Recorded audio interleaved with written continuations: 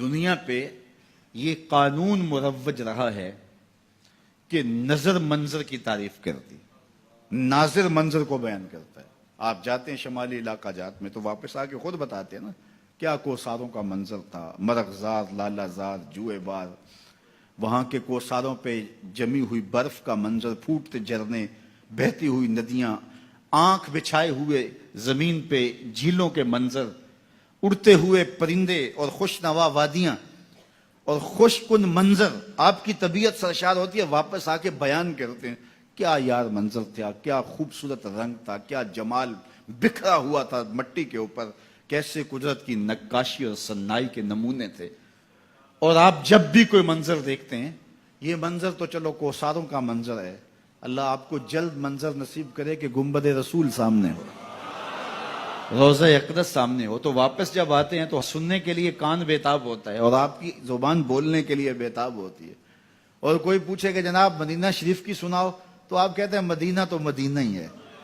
تو وہ منظر آپ بیان کرتے ہیں، ان گلیوں، ان سنگریزوں کا حسن اور جمال بیان کرتے ہیں، ان کوساروں کا منظر آپ لوگوں کے سامنے۔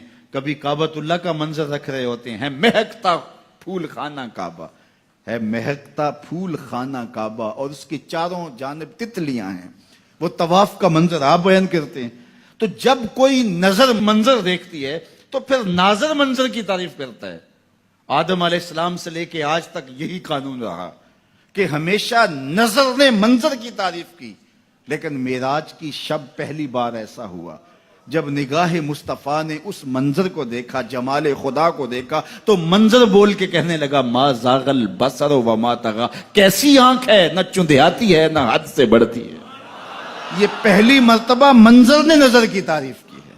یہ قرآن اٹھائیے، ما زاغ البصر وما طغی، واہ واہ کیسی آنکھ ہے، نہ تو سرکش ہوتی ہے نہ حد ادب سے بڑھتی ہے۔ تو کیسی آنکھ تھی جس کے حسن کا ذکر بھی رب قرآن میں کر رہا ہے، مست آنکھیں رضا ما زاغ کے کجلے والی، مست آنکھیں رضا ما زاغ کے کجلے والی، گر میری سمت بھی اٹھیں تو مقدر جاگے، گر میری سمت بھی اٹھیں تو کیا خوب سجن دیاں اکھیاں نے، کیا خوب سجن دیاں جویں پر کے سرائیاں رکھیاں نے، ما زاغ البصر وما طغی، واہ واہ کیسی آنکھ ہے جو جھپکتی بھی نہیں ہے اور حد ادب سے آگے بڑھتی بھی نہیں ہے۔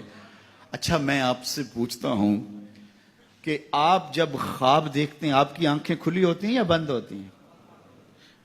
خواب تو نابینا بھی دیکھ سکتا ہے، جس کی نظر پر پٹیاں باندھ دی جائیں اور کالا موتیا بھی اتر آئے، خواب تو وہ بھی دیکھ سکتا ہے۔ خواب کا تعلق اس آنکھ سے نہیں ہوتا۔ اب معراج کو جو کہتے ہیں خواب تھا جو حضور نے دیکھا، جب خواب تھا تو حضور کی آنکھوں کا ذکر کہاں سے آ گیا؟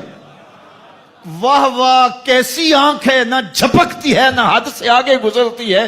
دنیا کو بتا دیا یہ خواب سے نہیں دیکھا تھا، یہ کھلی آنکھوں سے دیکھا تھا، یہ کھلی آنکھوں سے دیکھا تھا، یہ منظر جمال کھلی آنکھوں سے دیکھا تھا۔ اس لیے بار بار ذکر آنکھوں کا کیا جا رہا ہے، کیسی آنکھ ہے، نہ جھپکتی ہے نہ حد سے آگے گزرتی ہے۔ تو معلوم ہوا کہ یہ کس نے دیکھا تھا؟ مصطفیٰ کی آنکھ نے دیکھا تھا۔ اللہ اکبر۔ تو یار جس کی آنکھ نے تجلی صفاتی کے پرتو کو دیکھا وہ تو اتنی تیز ہو گئی کہ کالی رات کے اندھیرے میں، شب دہجور کی ظلمتوں میں، کالے پتھر پر کالے رنگ کی چیونٹی کو چلتا ہوا 50 کلومیٹر دور سے دیکھتی بھی ہے، اس کے قدموں کی سرسراہٹ کو سنتی بھی ہے۔ اور جس نے تجلی ذاتی کو دیکھا اور آنکھ بھی نہیں جھپکی، اس محمد عربی کی نگاہوں کا عالم کیا ہوگا۔